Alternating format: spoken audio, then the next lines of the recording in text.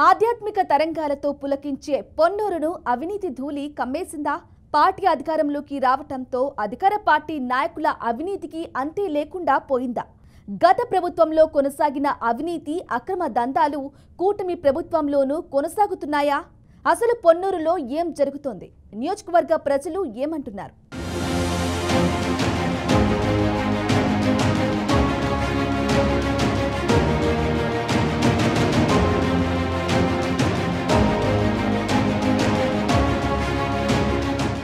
Ponnuru MLA Dhulipala Narendra Telugu Desam పార్టీలో senior నేత.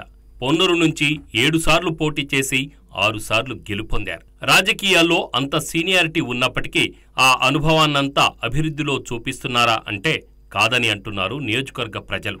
గత ప్రభుత్వంలో జగన్ రెడ్డి ప్రభుత్వం పూర్తిగా అవినీతి అక్రమాలతో ప్రజాసంపద దోచుకుందని ఆరోపించిన టీడీపీ నేతలు తమ పార్టీ అధికారంలోకి రావడంతో వారు కూడా అవినీతి అక్రమాలకు పాల్పడుతున్నారని విమర్శలు వెల్లువెత్తుతున్నాయి.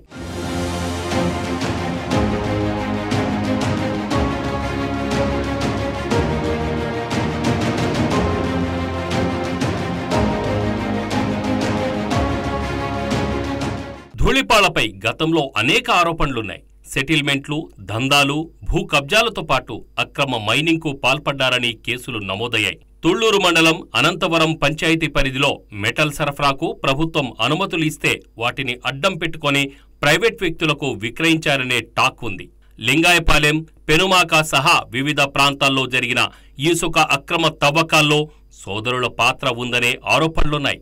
ఇసుక రీచ్ల ద్వారా కోట్ల రూపాయలు సంపాదించారని స్థానికులు చెవులు కొరుక్కుంటారు. కొలనుకొండలో అటవీ శాఖ భూమిలో ఓ వ్యక్తి మైనింగ్ కోసం అనుమతులు తీసుకుంటే లాభాల్లో 40% వాటా తీసుకున్నారని, తర్వాత కొన్ని రోజులకు క్వారీని హస్తగతం చేసుకున్నారనే ఆరోపణలున్నాయి.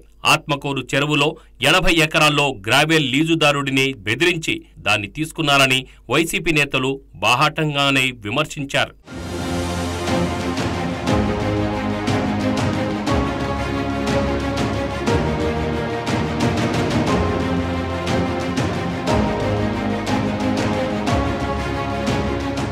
అమరావతి రాజధాని ప్రాంతంలో కోట్లు విలువైన భూములను కారు చౌకగా తీసుకున్నారని, టీడీపీ నేతలు ఇన్సైడర్కు పాల్పడ్డారని, అందులో ధూళిపాల పాత్ర కూడా ఉందని వైసీపీ నేతలు గతంలో తీవ్ర విమర్శలు చేశారు. పెదకాకాని మండలం నంబూరువాగులో ప్రభుత్వ భూములను తమ బంధువు పేరుతో ఆక్రమించి తమ బినామీ పేర్లపై రిజిస్ట్రేషన్ చేయించారనే వార్తలు గుప్పుమన్నాయి. అంతేకాకుండా పొన్నూరు దేవాదాయ శాఖ భూముల్ని ఆక్రమించి తన తండ్రి పేరుతో కాలనీలు ఏర్పాటు చేశారనే ఆరోపణలు ఉన్నాయి.